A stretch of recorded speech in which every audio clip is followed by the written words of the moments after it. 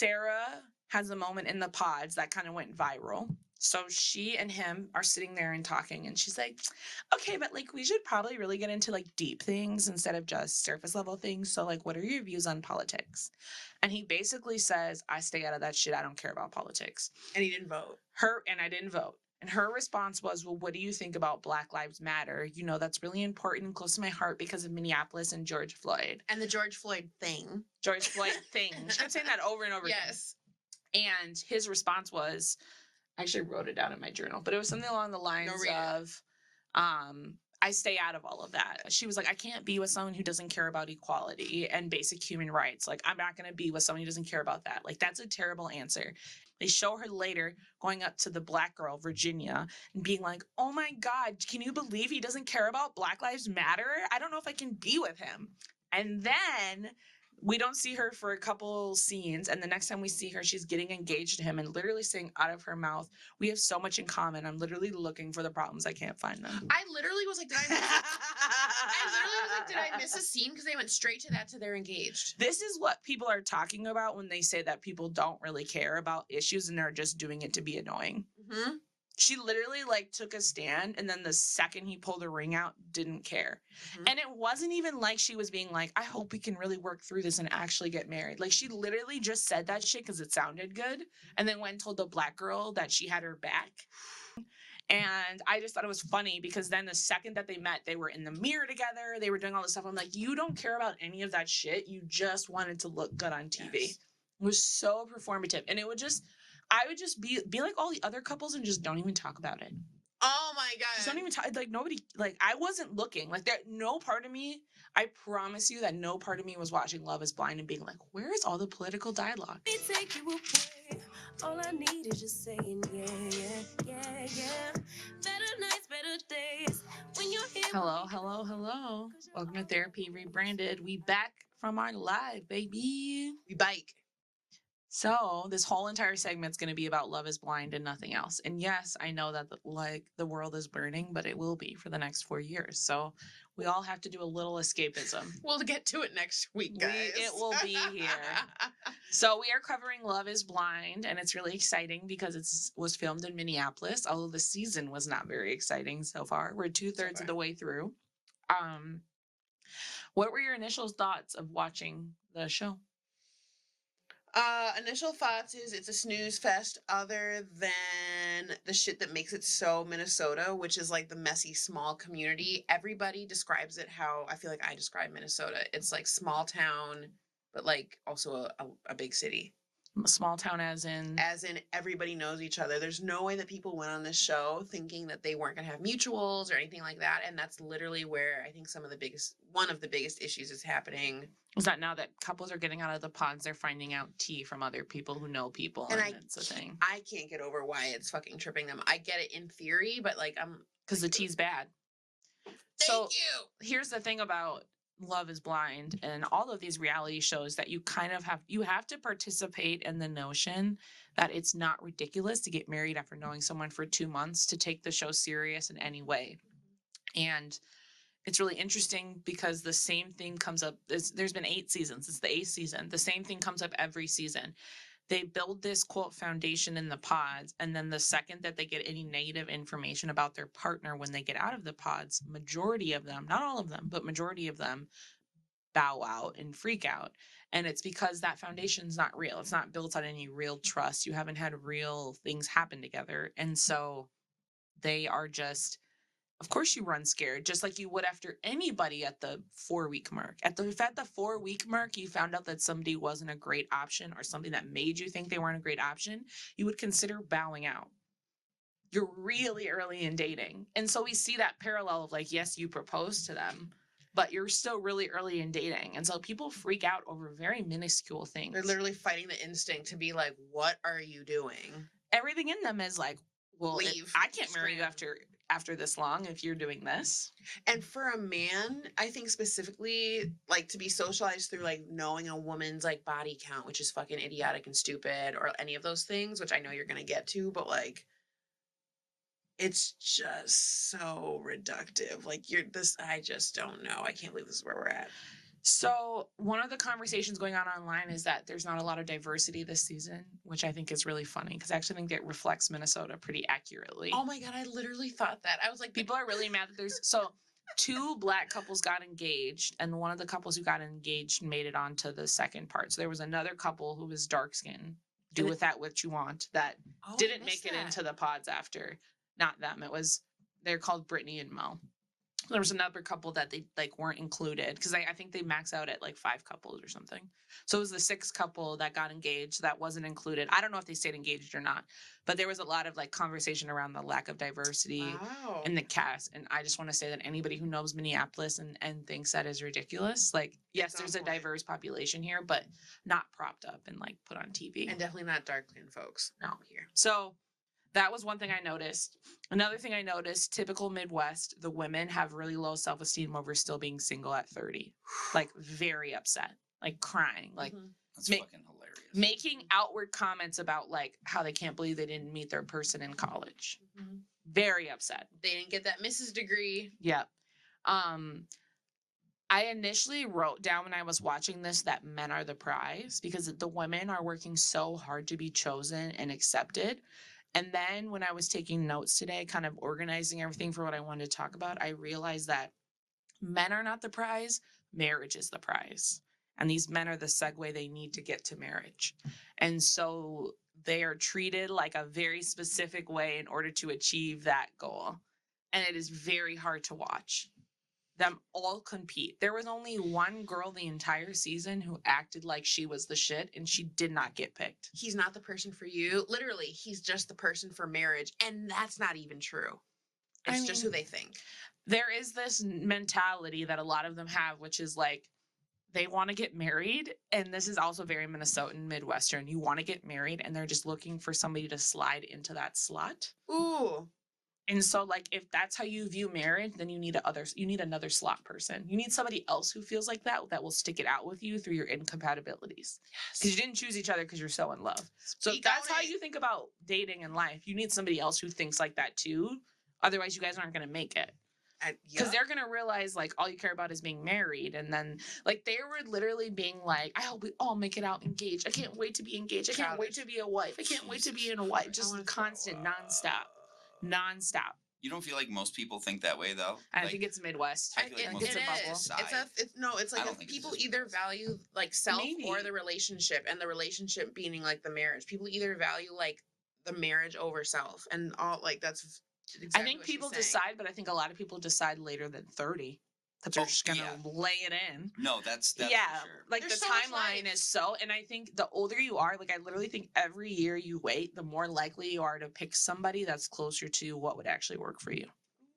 Like I really think that because I feel like the more that you exist in a space of being confident with the life you have on your own, that's assuming that you're continuing to grow as you age. Not everybody does that. Some people stay the same and they're just more and more miserable. But let's say you're continuing to grow as you age. Pew, pew, pew. I think, like you would be closer to like who you really are, and you'd be requesting things out of your marriage that mirror what you want. But they all want a very cookie cutter marriage. Like it was edgy to say you wanted one kid. It was edgy to say that you weren't going to be home for dinner every night. Like those, like I shit you not, those things were edgy in the pods. And edgy to talk about a prenup, which I think is edgy.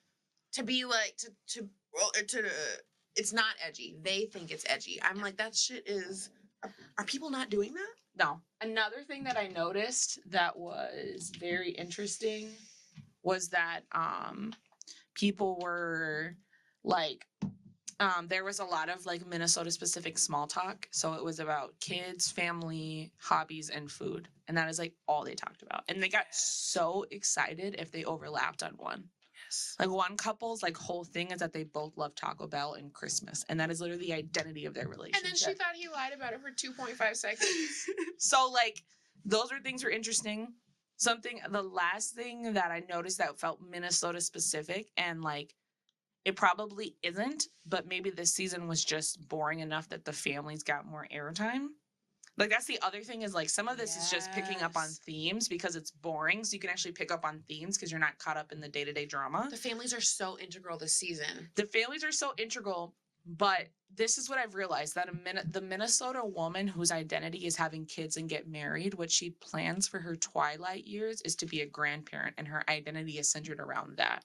And so they are like preoccupied with what their grandchildren will come out as, what their grandchildren will look like, and how invested and involved they will be allowed to be with their grandchildren. Like they don't have to, like, I feel like on the East Coast, like when I'm around people on the East Coast, it's like a lot more like you have a kid and then you're like done with that part of your life. Like you're not done being a family or you're done parenting or anything, but it's like, how do you return back to being yourself when you're like kids out of the house Yes. and empty nesters and all of this stuff? Yes. And there was a lot of like, all the empty nesters were just waiting for their nest to be refilled with grandchildren. Like they didn't have to actually find who they were. And a lot of the contestants on the show were like, my parents are going to be so mad. My parents are this or that. They're and they so come, worried. And then literally, as soon as they get like verbally reassured that he's a good man or a good whatever the thing is, they're like over it. I'm like, that took nothing. Because it's also giving, I'm worried about my daughter still being single at 32. Ooh. Like the parents are also worried about it. So they're like, okay, fine. Mm-hmm. So there's 5 couples. I picked 4 of the 5 to go through because one of them was just that not interesting. So the first couple is Ben and Sara. Sarah's 29. She's an oncology nurse. Ben is 28, and he's like a developer of some sort. Hate him. Hate his him. face. He was. Fuck him. He played for the U, and he was like the star baseball player at the U, and he was supposed to go professional and didn't. Which is how you know he's in the white world. Oh, not I'm sure our it was his world. choice. Fuck him. I'm sure. And then he tried to move out to LA to become famous, supposedly, allegedly, after his baseball career didn't work out. It didn't work. He came back here, got on Love Is Blind. That's the rumor. So they meet in the pods. Okay, so first I just want to talk about their meeting each other in person. So there was like no triangles or anything they showed. That doesn't mean there weren't any. We just didn't see any. Mhm. They meet each other in person. I have never seen 2 people happier to see another person.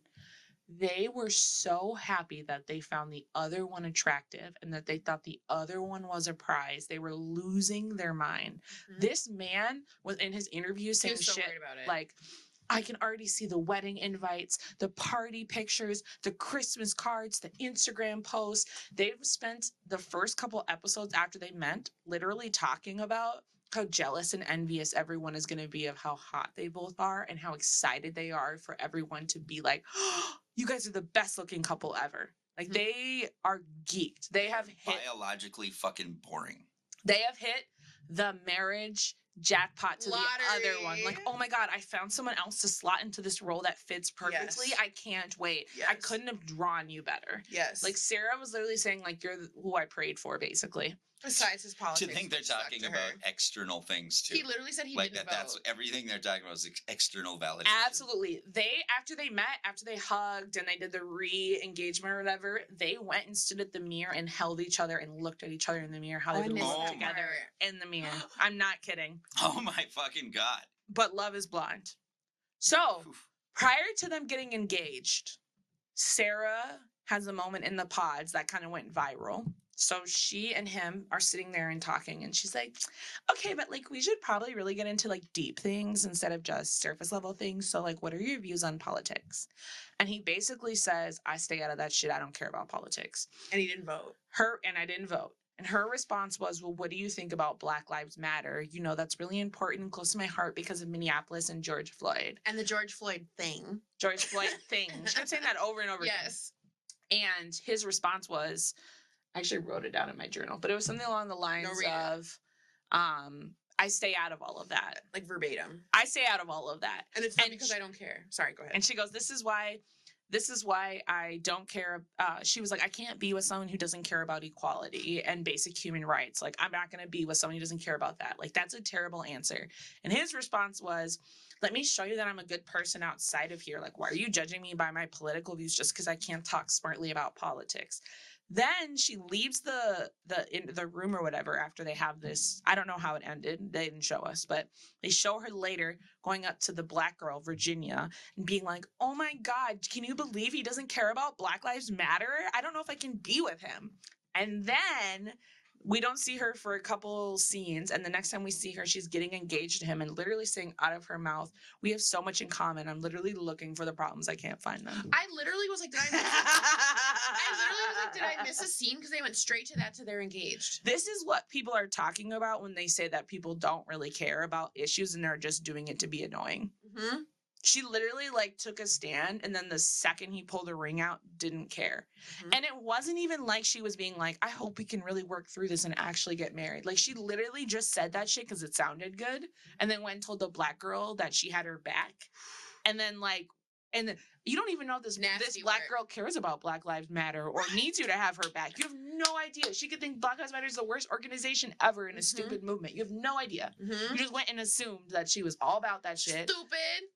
And then went and we're like, "I don't know if I can be with him." And then we're engaged shortly after. Mind you, what is he doing on the other end? Do you remember what he was? He's over there. He's like, she just told me she'd be my girlfriend. Like, literally has like a different. Yeah, he left that interaction being like, "Whatever, I brushed off her feelings." That was pretty much it. Like, he was kind of just like, "I Yeah, hope she said she'll get over that." So that was really interesting. And I just thought it was funny because then the second that they met, they were in the mirror together. They were doing all this stuff. I'm like, you don't care about any of that shit. You just wanted to look good on TV. Yes. It was so performative. And I would just be like all the other couples and just don't even talk about it.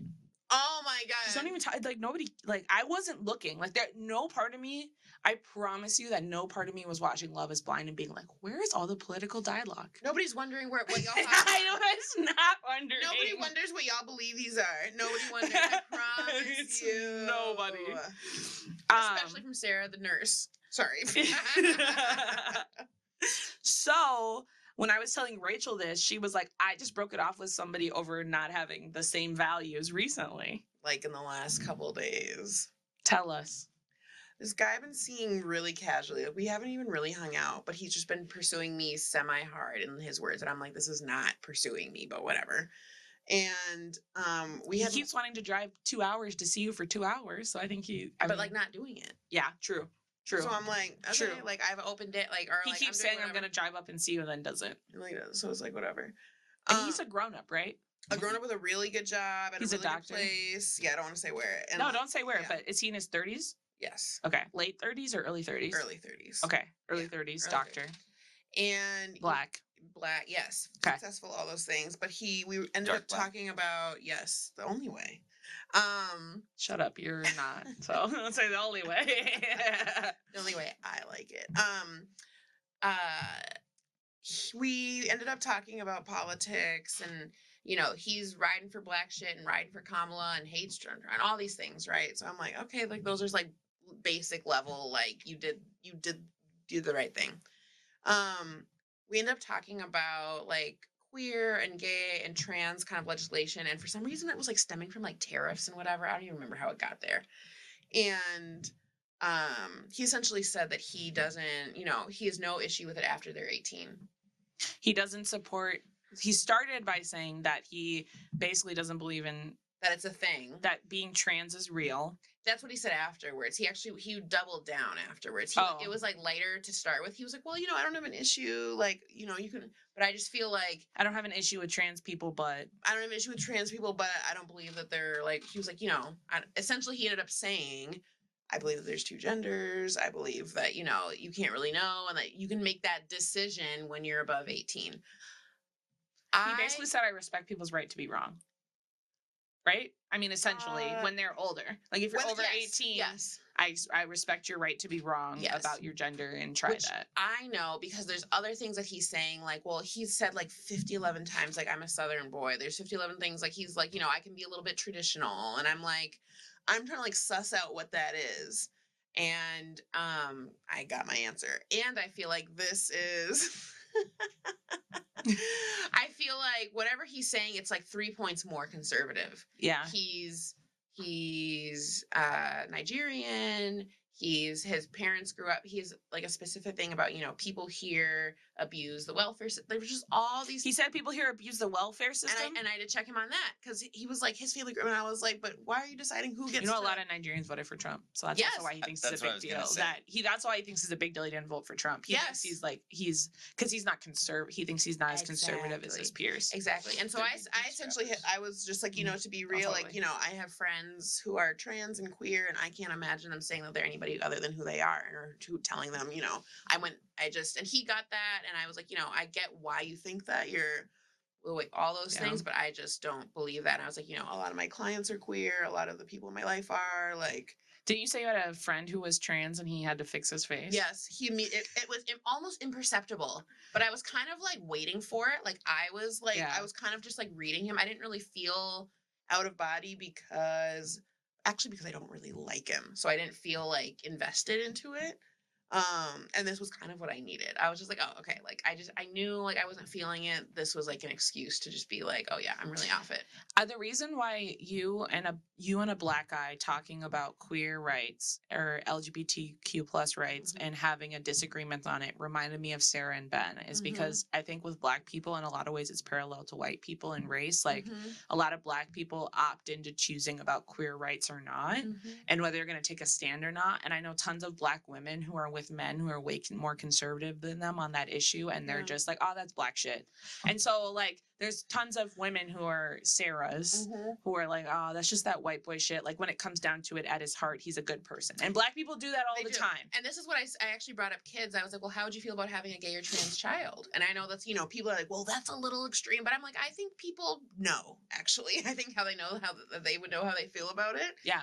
And he said, a gay child is, I feel like you can't choose that and blah, blah, blah, blah. And the other thing, he's like, they just not under my house.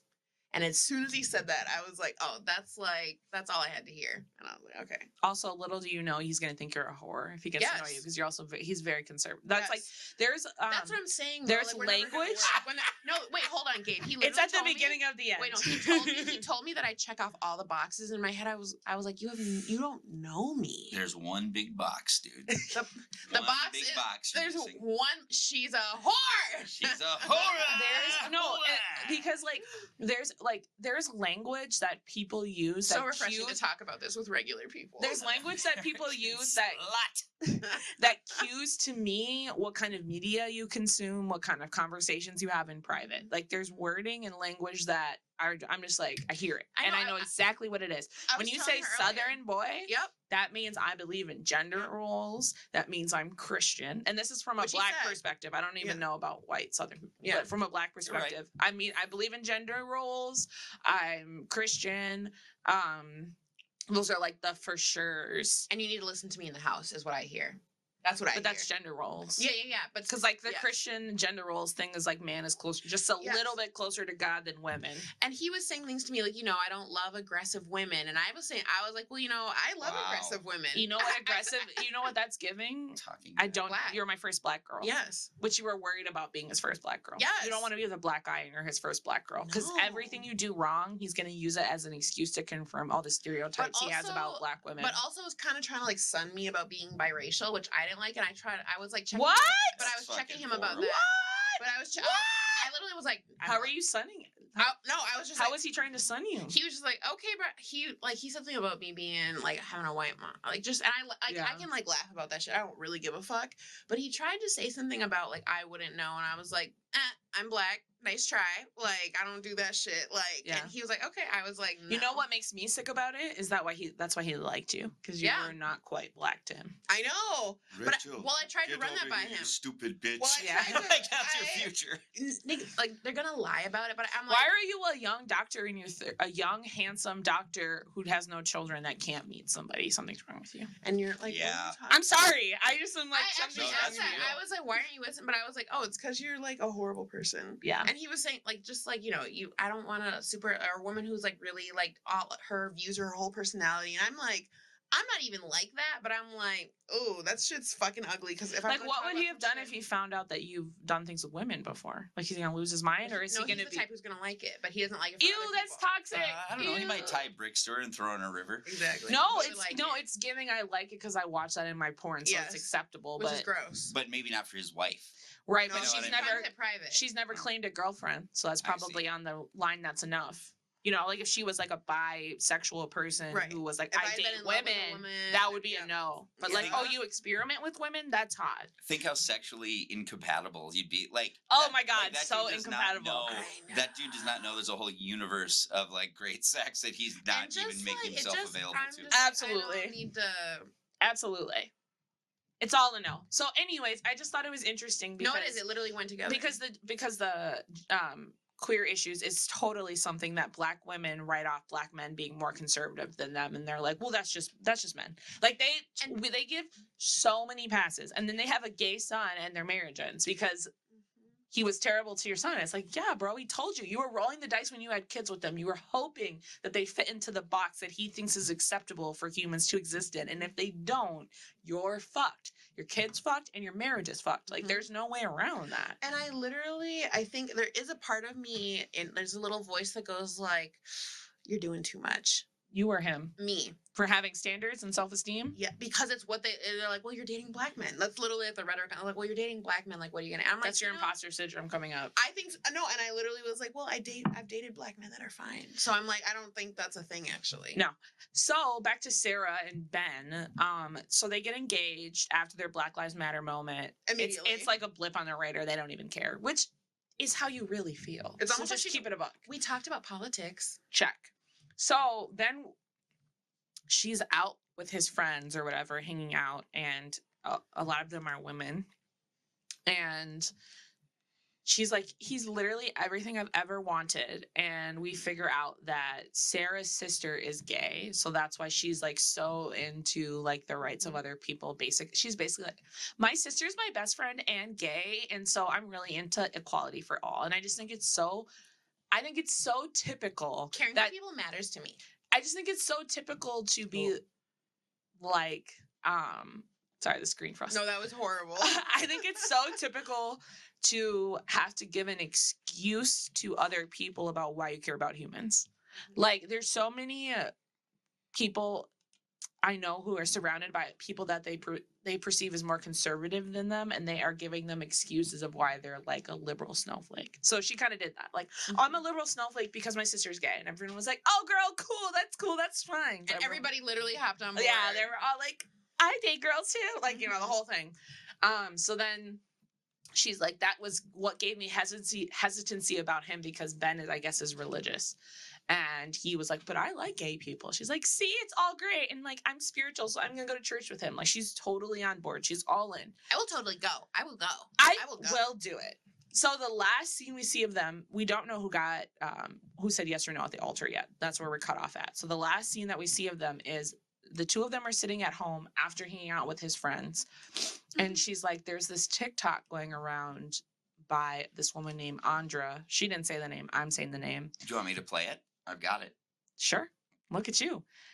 There's multiple TikToks. I don't know. We'll see which one it is. And he goes, oh, I saw that while we were out, but I didn't want to say anything because I didn't want to give her power over me. I'm like, ooh, you're a bullshitter, and you Yeah. know how to bullshit. And You immediately had your reason you withheld from her. Mm-hmm. Also, you're not a great liar because you should have played dumb.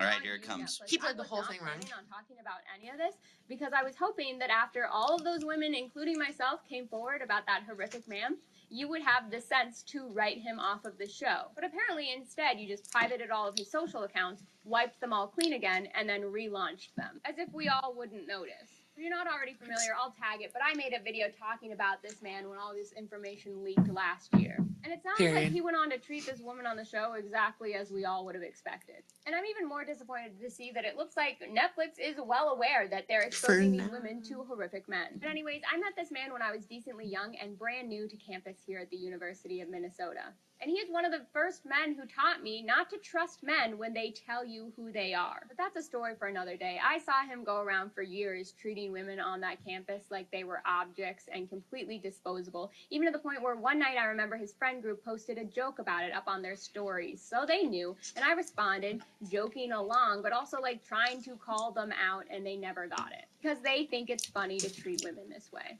But this man was really well known on campus, specifically for that, but also he was like the MVP of the baseball team. We all thought he was going to get drafted, and he was going to do anything for fame, in my opinion. He had a YouTube channel. He was constantly going around telling people to follow his IG. This man loved attention, but then he didn't get drafted. What was the backup plan? I guess he became a realtor and then moved out to Los Angeles to try and become famous there on his parents' dime. But that didn't work out either, so he moved back, and I guess he applied to Love Is Blind, trying again. But again, if you ask me, I would have never guessed that he was on that show to get married.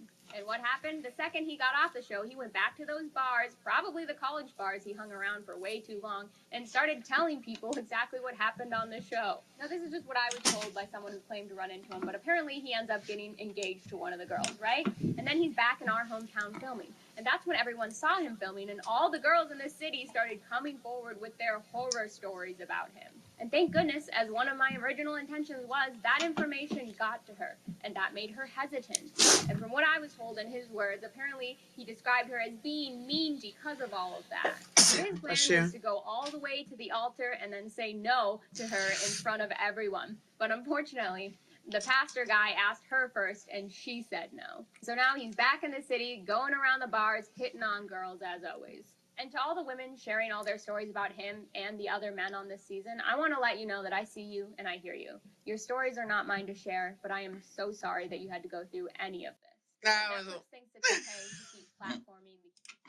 I wish I liked that video, but I hate it. I do too. I hate it. Seems bitter. Yeah, and I'll get back to that one second. You're dwelling on it this long. Babe. So she sees that video. There's another one before that, but it basically says the same thing. She sees the video. He doesn't deny that he's seen it before, which is bizarre. Like, And if just you know this is slowly- going to come out, why wouldn't you tell me? Like, this is so weird to me. But again, I've known you for 4 weeks. I don't really trust you. Right. I don't think you really know me. Like, this is where we're like breaking the fourth Yep. wall, because it doesn't make sense at all to get married. So she gets skeptical, and she's basically like, tell me everything now, because if I find out that you lied about this, I'm going to be pissed. And he basically says, I went on a couple dates with her 4 years ago. I never slept with her. I ghosted her. I don't remember why I ghosted her, but I just know she doesn't have a reason to be this But they upset. did kiss. Oh yeah, they did kiss. The reason I don't like that video is because I feel like if you feel like he's a bad enough human that you have to put him on Front Street, at least say what he did. Ooh, I don't like that. I agree. You can't tarnish somebody's name and not say what they did. I just And he can't change since college either. You know what I mean? Yeah. I know it's recent, but still, it's just to 4 act years is like a long time, it- in that and age time too. he claims that he was just ghosting her. he claimed he ghosted her, but he was also kind of act like he didn't really remember, which felt not real. It didn't feel true that he didn't remember. And I don't know if like he didn't remember like the exact details, but I'm like, how can you remember that you didn't sleep with her, that the several times you hung out with her, how you met her, how Mhm. long ago it was, but you don't remember why you didn't like her? I don't know. Because I fucked a lot of chicks, man. But he's saying he didn't fuck her and he remembers that. Right. I know, I'm just That's the part that feels like bullshit. Like if he was like, I slept with her and I don't remember why I ghosted her, I just wasn't serious about her. That's way more believable to me Mhm. than like I courted her for several weeks off Tinder and I don't remember. I don't know. It just was weird. Shorty's unnecessarily hurt, and I'm gonna be honest. I feel like it takes a certain type of person to post their story on like. She has hundreds of thousands of followers too. Just so you know, before this, she didn't get followers off of this. She already had followers. But so yeah, that was Ben and Sarah. I think the thing that stood out to me about the allegations was like they were hella vague and like I need more information for you to go out and say like this guy's a basically human garbage and She couldn't. needs to be. And she basically said it was over being sued, but I feel like then you wait until like you have things that you can say that people can hear and And understand. he wasn't gonna sue you. You think so? I don't know. She said he lived off of parents' money, so if his family has money, maybe. I guess. I don't know. So our next couple is Devin and Virginia. They're the only black couple on here, and they're both light skinned. Both light AF, looking like sugar cookies. Which I'm not hating because we No. are too. No, yeah. But I was just like very Minnesota that's like the black couple you picked to show. And you can't be like, well, that was the only one, because it wasn't. And he just happened to weed out the dark skinned girl he was interested in. On accident. Mm-hmm. Brittany. She ends up meeting someone else, though, so that's good for her. Oh, does she? She's the one who gets married or gets engaged to Mo. Oh. She gets engaged to somebody. The dark skinned girl gets engaged to somebody else. So I'm like, okay, whatever. Mm-hmm. So Devin starts off by liking the two black girls, Virginia and Brittany. And then Brittany, who he ends up dubbing, tells him that she's bisexual, and I could tell immediately off put. He's completely turned off. And my immediate thought was he's Christian. Oh, yeah. That was my immediate thought, because I was like, why is this like such a big deal? And he was asking a lot of questions. Would you ever be with a woman? That seems like, do you regret it? Was it just for sexual exploration? Would you claim a woman? Would you be with a woman? And she was trying to explain this notion of like, basically like she was describing it like it was pansexual, but not just being like, I like people for people. I like people for who they are. Who I'm with is who I'm with. Like, I'm not going to be with a man and being like, oh, I miss women, or vice versa. And he wasn't able to hear that or even consider that. He wanted her to qualify. And then later in the show, we meet his family, and they're hella religious. So I was like, oh, he was like screening. Like, he knew what was acceptable in his family system and what would like he wanted, and she wasn't it.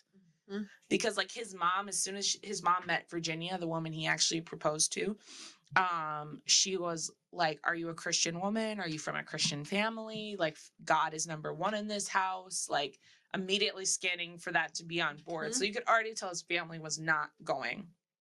So Devin and Virginia get together. They're into each other, whatever. Sorry, there's just like nothing about them as a couple that is like intriguing to watch, and I really want to be intrigued by them, but I'm just not. Like, I'm watching him, and they're like walking on the beach together, and they're being like, this is just so easy, and she's like, what's easy about it? And like, he's just saying like word mumbles. Like, there's nothing.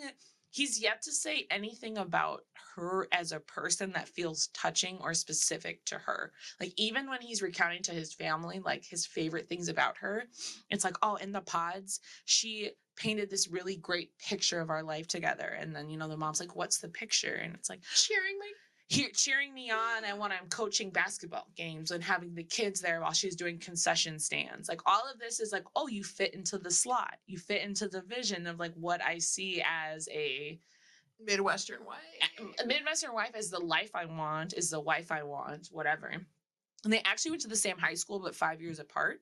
And so I've met other people who grew up in the area that I grew up in, even more like succinctly than just in Minneapolis, in my neighborhood. And like, it feels familiar.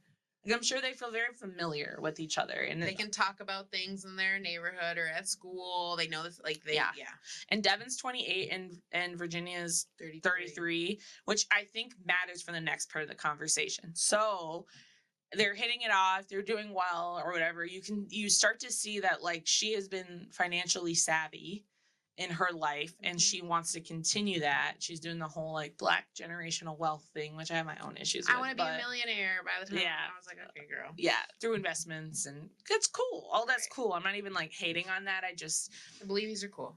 The notion of like, not in this wealth time, helps girl. but won't save you, but whatever. Yep.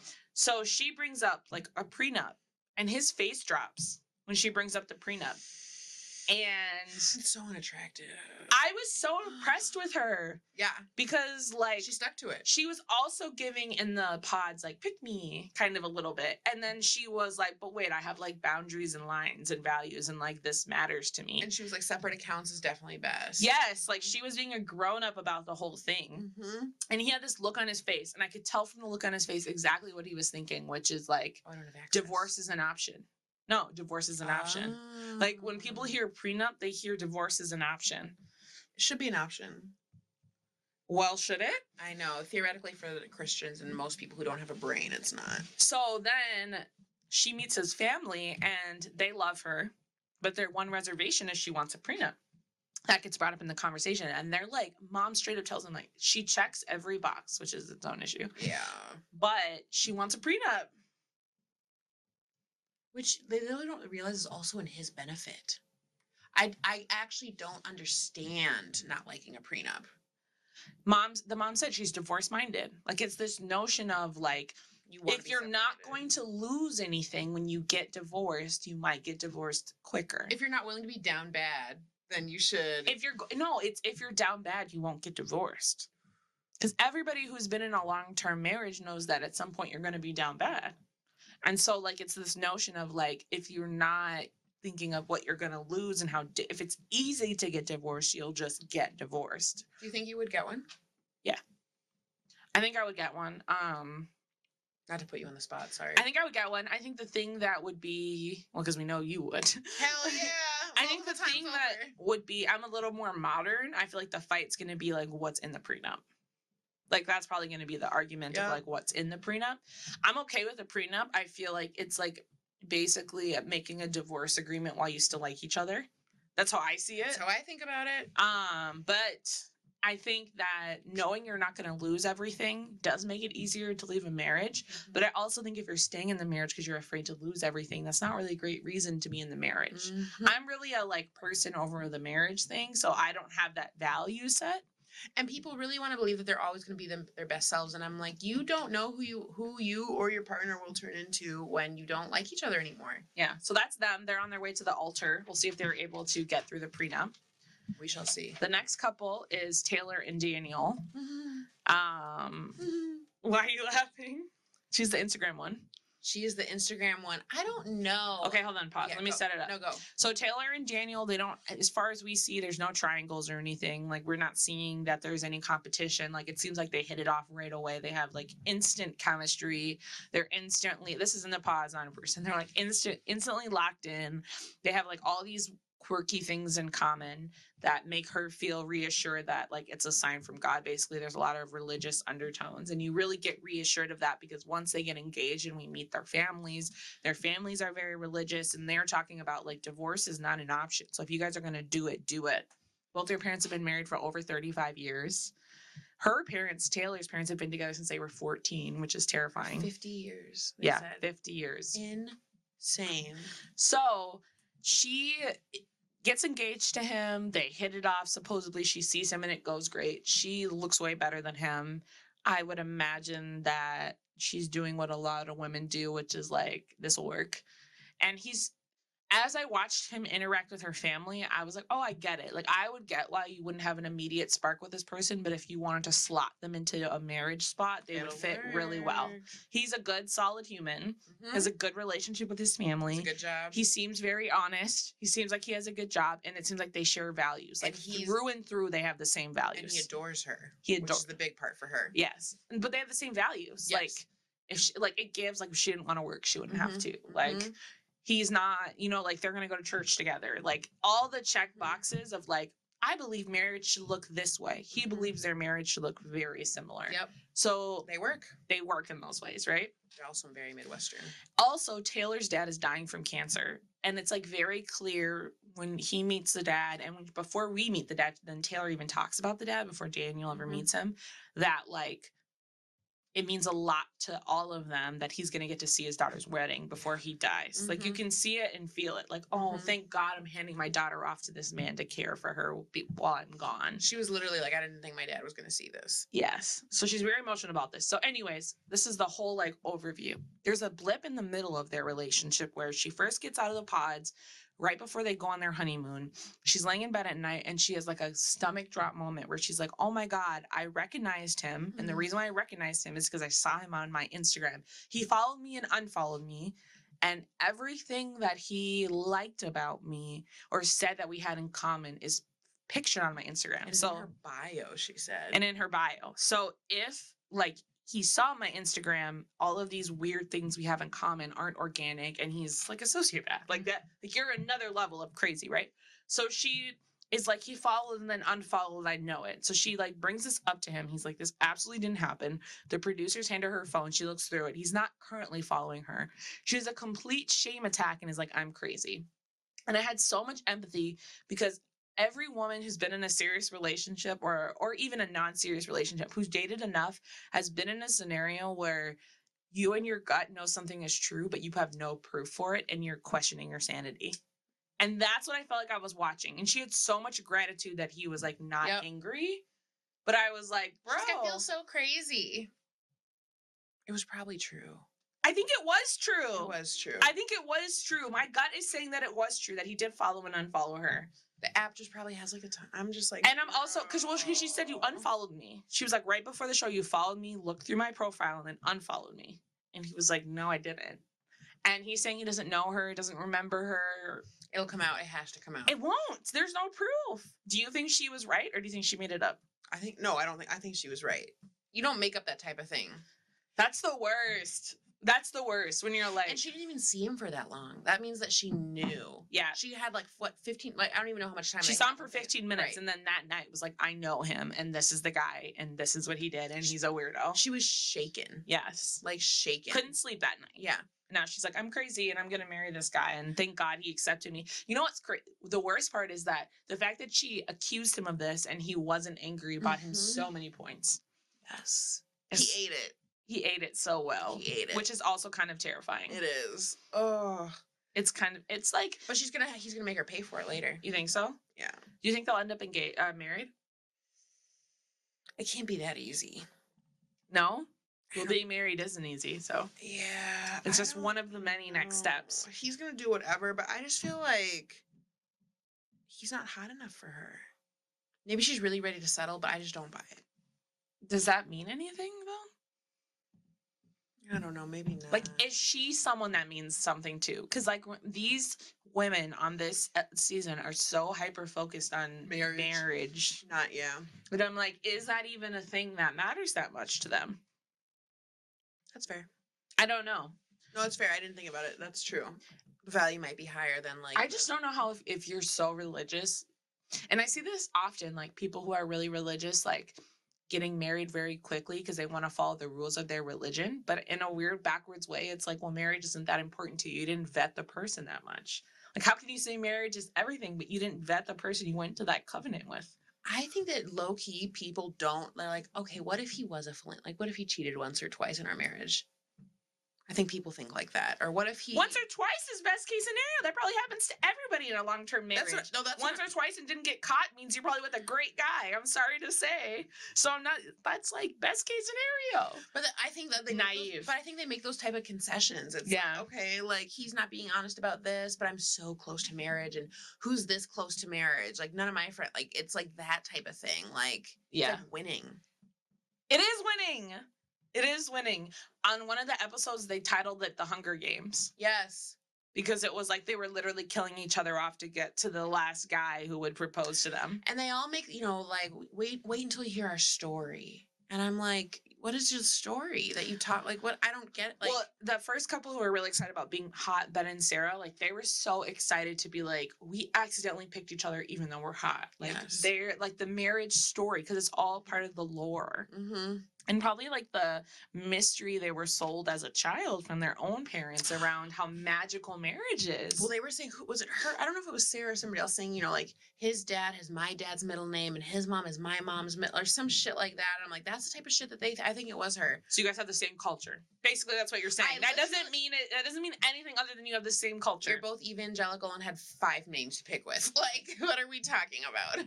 That's like me being with my boyfriend's right now. Last name is Williams, and I'm gonna make it that has any kind of meaning. 1 in 8 Black people's last name is Williams. Like, fuck out of here, Johnson. Like, stop it. God. It's just so and I think in other seasons they've been younger. 21, 22. These people, they're not old, but they're on the. They're supposed to be adults. And I'm like, oh my gosh, these people. But it's making them more desperate. Actually, Yes. It's making them more desperate, and I feel like that's specifically Midwest to feel like your eggs are rotting at 29 and single. Like, Yes. literally.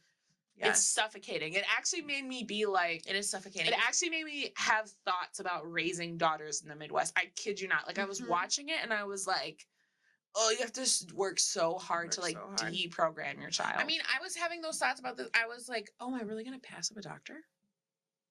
yeah. Like shit like that. Just like really, and then I was like, what the fuck? Well, And because I the was thought is, no. it's like, am I really going to pass up somebody good on paper that could be slotted into that spot? But it's like, But with your values, they don't fit in the slot. And like I would- society might say that you could overlook those things because he checks society's boxes, but that's not your boxes. I can barely be on the phone with the guy. Like, I'm like, what am I kidding myself? Like, I'm not that stupid. It's like, when you're dating somebody and you want to have children with that person, you know, eventually whoever you marry, you're dating to be with someone long term or whatever. Like, I want you as women to ask yourself, could I leave a 4-year-old girl alone with him for 10 hours and feel good about it?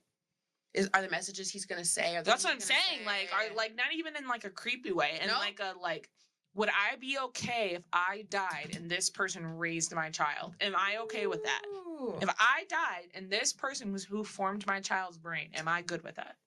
If you're like, no, my parents would raise the kid, not my husband.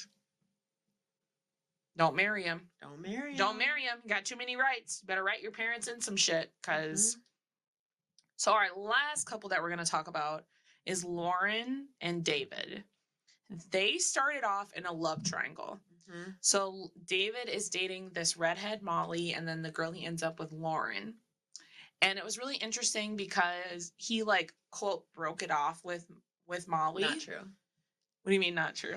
I mean, she kind of dumped him, didn't she? No, she came in, so he was talking to 2 girls, and the 2 girls were talking enough in their kind of pod environment that it was becoming an issue. They were sharing information.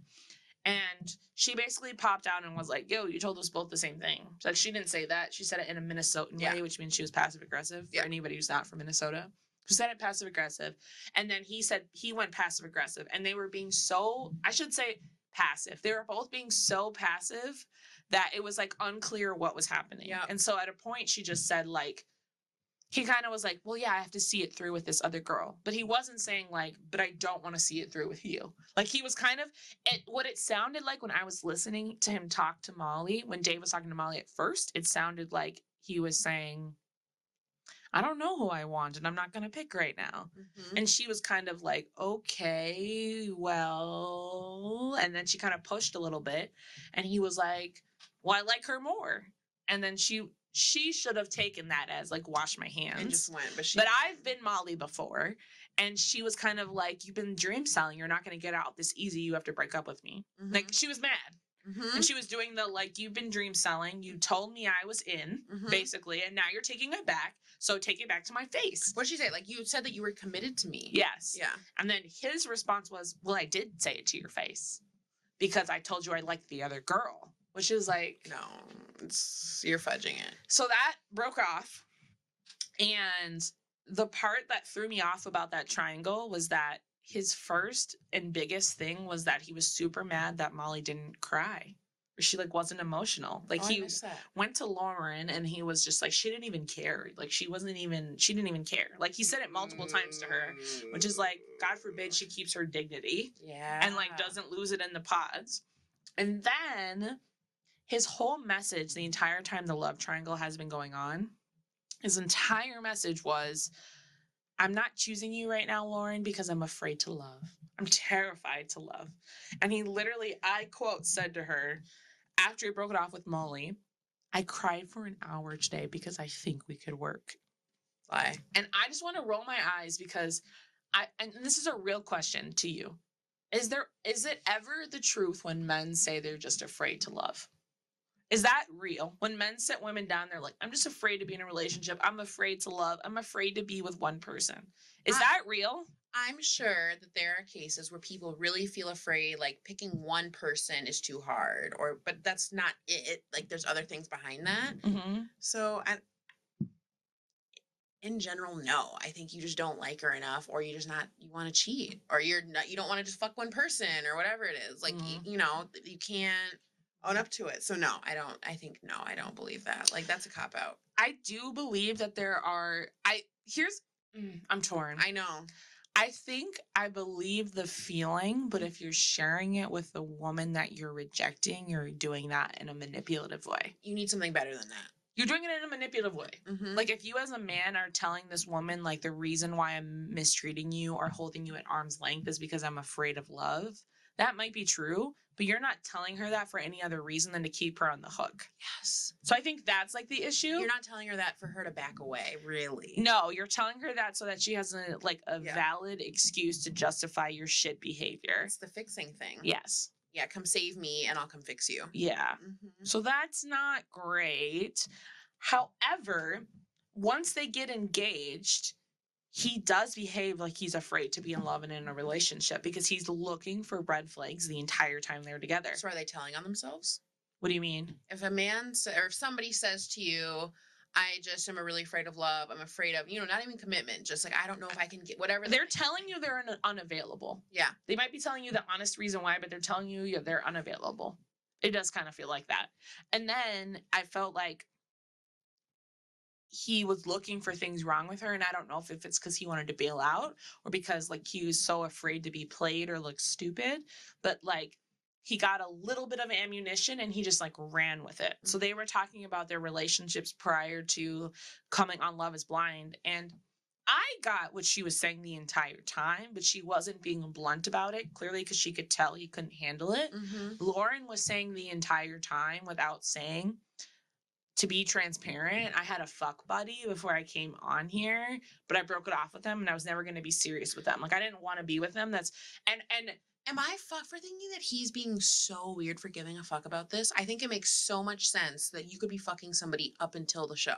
So his response is devastation and I haven't had a girlfriend for 4 years and how dare you and you're not ready for marriage. That's his response. Fucked up. And that's what I mean about he was kind of honest about you're not ready to put yourself out there or you're afraid to love because the second you saw something you didn't like, you bailed out. And that's some stupid shit, some shit that your friends were so it's not stupid though because it's not stupid to him. Yeah, because from his perception, it's bailable. This is what he's saying. He's not saying that because he doesn't want to be a jackass. It's 2025, but what he's saying is that someone having casual sex is not ready to get married. And somebody I know fucked you and I don't want to do that. And somebody I know fucked you. And what's making it worse is that his sister, who he seems to idolize in a really weird way. It actually made me think of me and my brother, and I'm really glad we're not like that.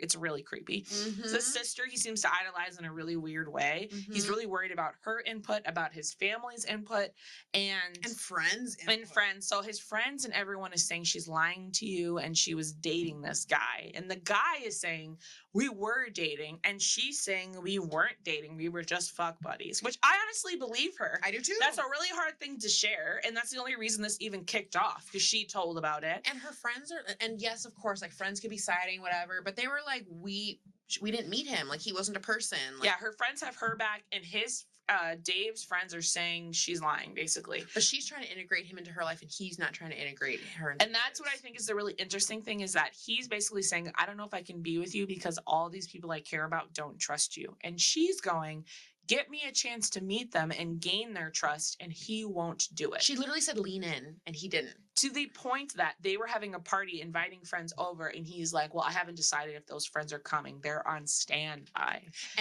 And she's like, what does that mean? And he's like, he can't do conflict. He's like, they haven't decided if they're coming, or he tries to frame it as though it's what's best for her. And then her and him have a conflict where she basically says, how are we ever going to move past this if the people who don't trust me that you're listening to aren't going to meet me? And then he goes, I don't want them here, and I don't want to stay here tonight. And so this is what I mean about being afraid of love. Maybe she outed that he hadn't been staying there the last week. Did she? I missed that. Yeah, she was like, well, you haven't been here the last week. And he was like, yeah, because I don't feel like I can be here. And she was like, well, will you stay here tonight? And he was like, I can't be here tonight. Because he's not comfortable. Yes. Quotes. Yes. So this is what I'm saying of the afraid to love. Before we got out of the pods, before I saw them in their real life, I was like, oh, the afraid to love is bullshit. He's using this to play two women. And now I'm like, no, your fear is coming through. I don't even know if you meant to say it in that way. You think you're justified.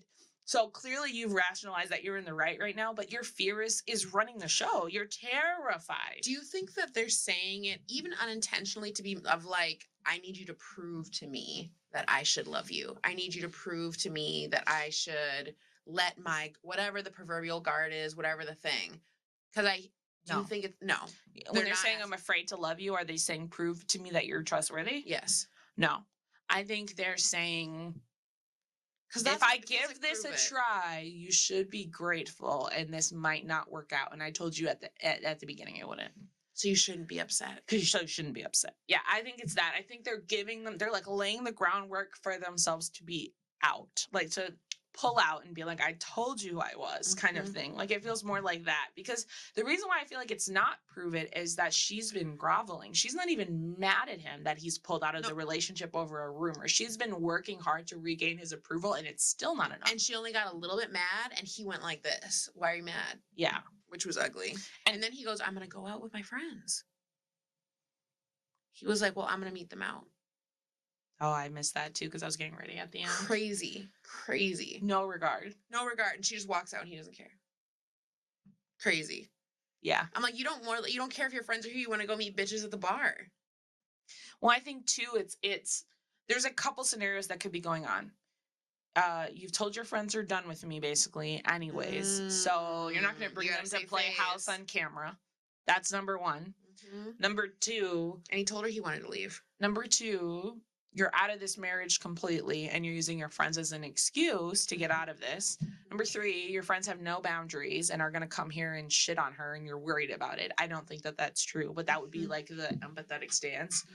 Or last but not least, like, you've made it very clear to all of them that she's unimportant to you and you're not going to marry her and it's not going to happen. And like, you're just laying the groundwork to be like, I worked really hard to get over this thing, but I just couldn't. And that's what I feel like is coming. And he literally goes, he's like, I always wanted to date a girl who's like laid back and chill like my sister, which I also feel is like a dog whistle. He loves his sister. It's so weird. He's like, my sister has to approve of everything. I also think his mom's deceased. I could be wrong. Yes, his mom died. Okay, so I think his sister has like replaced his mom in a weird way, because he says things like, well, some of this wouldn't even be happening if my mom was around, because they both also come from conservative family lines. And so my mom would never go for this. So she was like, he was like, basically like, my mom wouldn't be okay with us living together before marriage. And he said shit about it. He was like, well, I'm in my 30s now. I should be able to live my own life, which actually I was like, ooh, I say that type of shit. But I was like, he like, you know, I should be able to make my own decisions. I can't live my family. I was like, oh, but he's like 33. I've never met a man who said I'm not ready. I'm terrified of love, and it went well. I've never met one. It's never happened. And she knows it in her gut. She does, but she's just been crying for the last week because this is triggering her own shit about not feeling good enough. Very clearly. Like a hoe. Yes. Which sucks. Like that, like on national television, and like that's horrible. And she feels like they're all lying on her too, because his friends are saying they saw him the last weekend with her, and she's saying I wasn't with him the last weekend, which also, again, if this was casual sex, like the issue, it seems to be that she was having casual sex. He won't admit that. He says it's about the timeline, but her friends asked him like, okay, what's the timeline? And he was like, well, not the last weekend. And they're like, well, it wasn't the last weekend. And in the, what's it called for, you know, when they show like what's going to come up next week, like somebody asked him like, well, when was the last time you had sex? And like, he doesn't answer. Oh my gosh. There's another piece of this puzzle that I think is really important.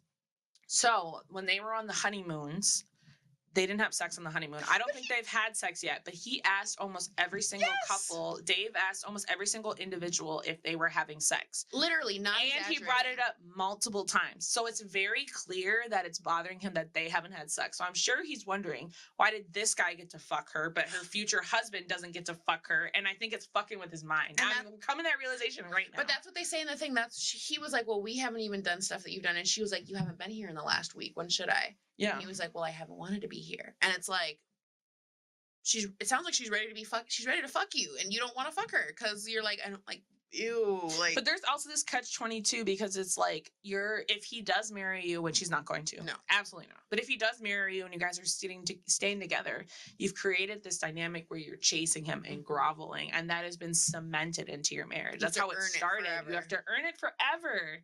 And you shouldn't do it. You've been in an earn it relationship. It's ass. I can't do it. I've been in an earn it relationship too. Bro. It's ass. I think I'm like, you have to work for basic intimacy. If you have to work for basic intimacy, get out. Jump ship immediately. I don't want to do it, bro. I don't have the energy. And now I feel like, if I have to earn kindness or cuddles or consistency or nice gestures, no, thank you. I'm out. No, I'm out. If multiple nights a week, like you're chewing me out about what I did wrong when I came in the door, I'm out. And this guy, Dave gives that. And he's just mad that he knows of the people that she slept with casually. And I just feel like The other guy literally was like, her friend, what did she say? She was like, he was like, let's ruin this marriage. Oh yeah, that's right. This guy that she slept with casually wrote her friend and was like, let's ruin her marriage. Like, what are we talking about? You just want to believe the bros. You just want to be outside. He doesn't want to be with her. It also feels like you aren't ready for love, which is exactly what you said, and you've been looking for an out the second you committed. Mm-hmm. The second you committed. The second you committed. So that is our Minnesota couples. And I'm just also dating these men. Yeah, but you're not. I'm trying to weed through them. What's something you've noticed about the Minnesota dating landscape that feels specific? Because you travel a lot. Can I tell you something? It actually feels like I'm in the most competition with white women. I don't even know. That's just like my gut response. Okay. And it just feels like it infects all my thoughts about my interactions with black men. Competition in what way? I feels like I have to be easier or like more whatever. And it feels like they let me know that. And that shit turns me off. And it feels like I don't know this person because I haven't dated a ton of men from out of state, but they don't feel like that. You're fighting against the negative black stereotypes is what I'm hearing when you're dating. Yeah. You don't want to be like you just dating this guy or you Who's haven't even not gotten even a from date here. with him. You're not even going on a date with him. And this man tells you immediately like you can't be aggressive. Like he's telling you ahead of time, don't be outspoken in black. That's what aggressive means. I know. I told him, I was like, well, those are the type of women I like. So I don't know what you like. What are we? I've never been in a serious relationship with a guy from the state, actually. I haven't either. But they've now all that I lived think about here. But they were transplants. They all lived here. He's from Texas. Yeah. Okay, yeah. Boston and New York / Grenada. Yeah. I've never been in a serious relationship. It makes a difference.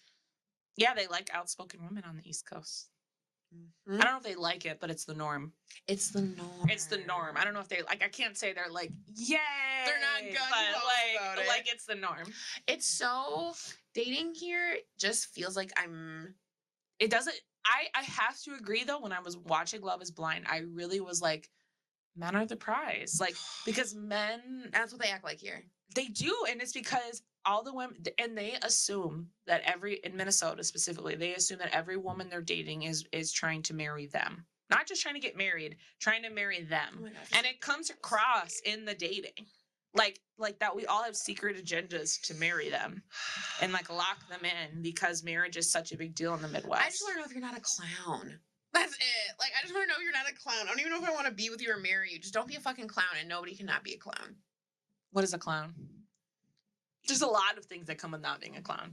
Can't be stupid. Can't be a hoe in the way of like you're sloppy and doing fucked up shit. Don't be fucking messy. Don't like try and like be weird about sex shit. Like don't try and coerce me into sex. Men are weird about my body a lot of times. Like they just get so you're like because you're curvy. They're yes. like you're a porn star now. Yes, and they just can't. Like that really grosses me out. So I feel like I'm like just like this all the time.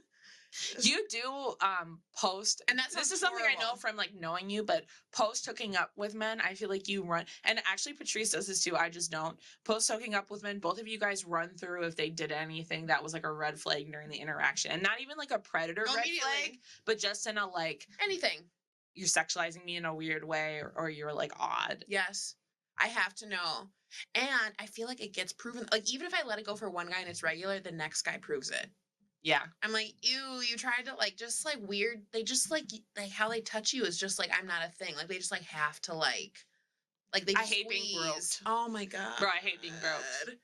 So I'm just like, I'll make myself ugly. So you like my personality. It's not working. You're like, I see behind it. I see behind it. I see your tits. You oh my God, it's horrible. Do you feel like you're in competition with white women because that's the standard here? Yes, I feel like I'm in competition with white women. Does white feel thin? And is white thin? No, I think I'm in competition with white women, period, and thin mixed women. Oh, yeah, that's what it feels like to me. Not even thin white women, just white and like period, white period, and then white women with long hair, like they really love like the like that shit or whatever, like, and then light-skinned women who are like really thin, kind of like Brittany or not Brittany, Virginia. Yes, like Virginia. Her, and literally I'm like thinking of like I'm like that matches up. Yeah, like that.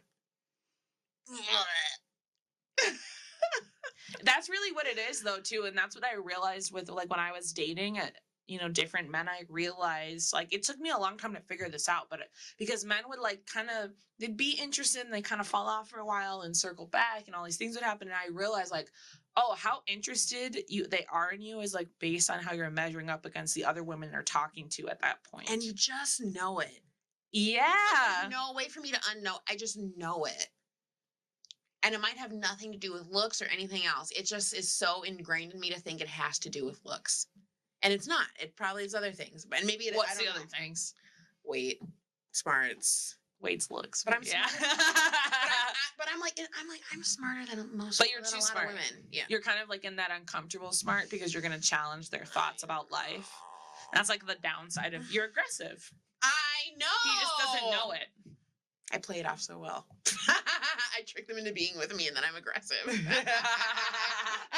And on that note, bye guys. Bye. Where are you? Oh. Where are you? Oh my God, live. Where are you? It's the end of the weekend, but I still wanna turn up. Yeah. NBC. No relation to NBC.